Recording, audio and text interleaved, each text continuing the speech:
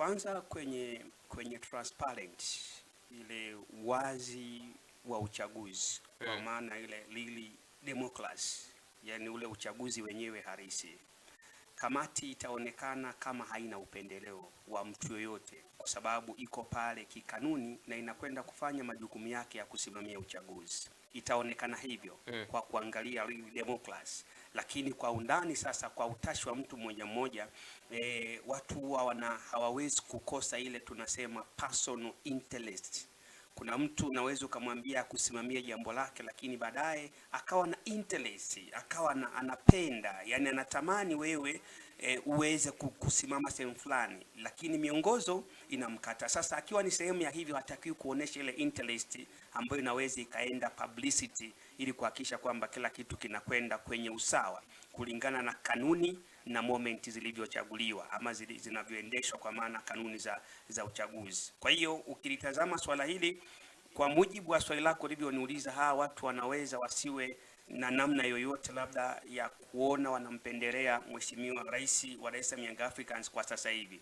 Kwanza kamati hii iliyoteuliwa huwa inateuliwa kwa mujibu wa ibara ya 45 ya Dar es Salaam Young Africans, ambayo inamtaka rais aliyeko madarakani, kwa maana president wa klabu, pamoja na bodi ya wadhamini.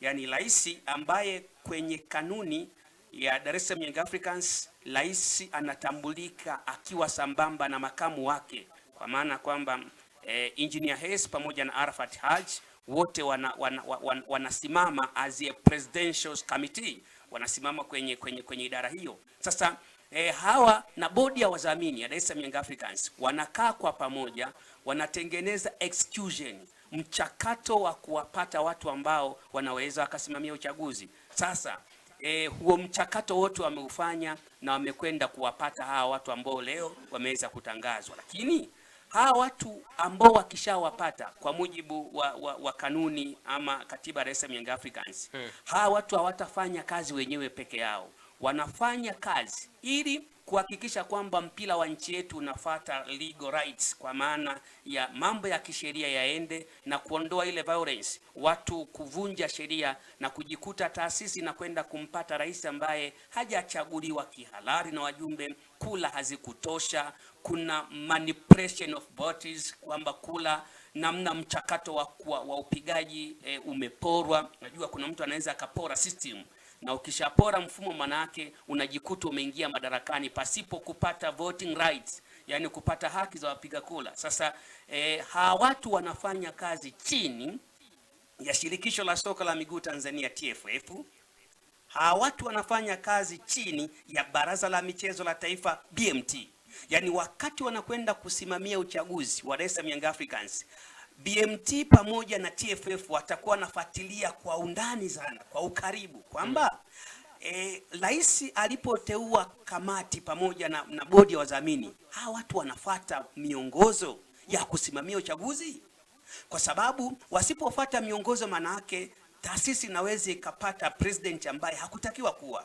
Sasa bahati mbaya manzuri, kanuni zinamtaka rais pamoja na bodi ya wadhamini wakishatumia mamlaka yao ya kikatiba ya kuteua hawa wajumbe ambao tumeona, wajumbe kwanza wanatakiwa kuwa wabobevu wa sheria. Kwanza kwa sababu yani ni watu ambao wanakwenda kusimamia mchakato wa kisheria. Ndio maana usije ukashangaa kuona watu wengi sana walioteuliwa pale ni wanasheria, kwa sababu katiba kwa mujibu wa Baraza la Michezo la Taifa BMT, kwa mujibu wa Wizara ya Michezo inavyoelekeza, pamoja na Shirikisho la Soka Tanzania kwa maana TFF, wameelekeza watu wanaotakiwa kwenda kusimamia uchaguzi wanatakiwa wawe na uelewa mkubwa wa kisheria, kwa sababu kule mara nyingi kuna mambo ya kisheria. Kwenye jambo hilo naweza nikasema nime appreciate kila ambacho amekifanya rais. Ameteua wajumbe zaidi ya 90% ukiwaona, kama sio 80 au 95, wote ni wanasheria. Manake wamekwenda wamefuata zile kanuni ambazo zinawataka wafanye hivyo. Sasa hawa wajumbe, ili wakishateuliwa, moja, hawatakiwi kuwa biased, hawatakiwi kuwa na upande wote kabisa, kwa maana kwamba wao wanakuwa ni independent committee, inakuwa ni kamati ya uchaguzi. Labda kwa fupi, unadhani